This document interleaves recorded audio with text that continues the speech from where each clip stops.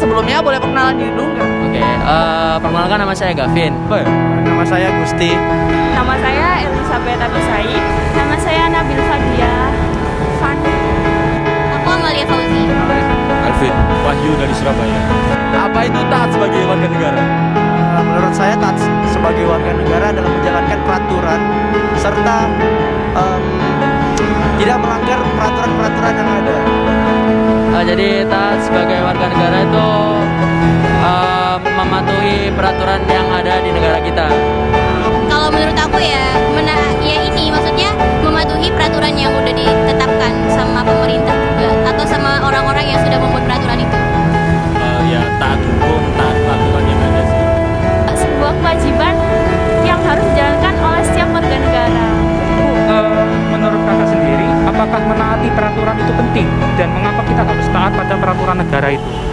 Kalau dari saya penting karena kalau kita taat sebagai warga menaati peraturan yang ditetapkan oleh negara, maka hidup kita otomatis juga akan diatur dan akan terjalan dengan baik.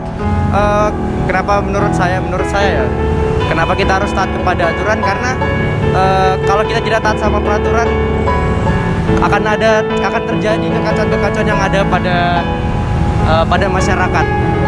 Sangat penting taati peraturan negara.